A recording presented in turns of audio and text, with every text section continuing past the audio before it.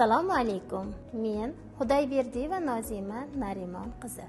10 yillik tajribaga ega oliy toifali boshlang'ich ta'lim o'qituvchisiman. Men 2016-yilda Namangan davlat universitetini tamomladim.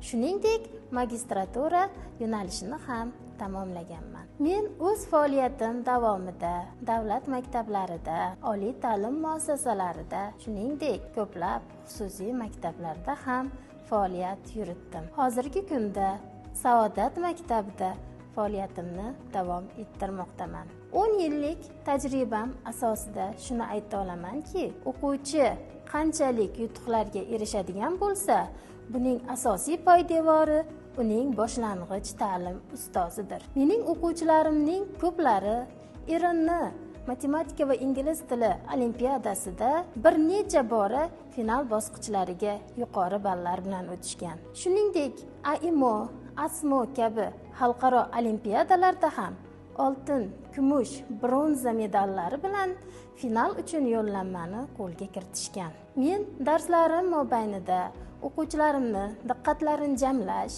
darslarning qiziqarli o'tishi hamda berayotgan bilimlarim ularning yodlarida qolishi uchun juda ham ko'plab interfaol metodlardan, energizerlardan, diqqatni jamlovchi o'yinlardan foydalanaman.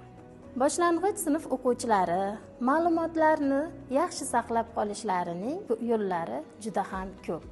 Ulardan biri men uchun asosiysi, ya'ni o'quvchi va o'qituvchining o'rnining almashinuvini men ko'p qo'llayman. Men o'quvchi bo'lib darsda o'quvchidek fikrlayman, o'quvchilarim esa meni xatolarimni topib, ularni to'g'rilashadi. Bu esa o'zlarining faoliyatlarida o'sha xatoni qayta takrorlamaslikka undaydi. Nima uchun aynan Saodat maktabi? Chunki Saodat maktabida o'quvchilarni ilm olishlari, ustozlarni o'z ustilarida ishlashlari va ko'plab yutuqlarga erishishlari uchun barcha sharoitlar yaratilgan.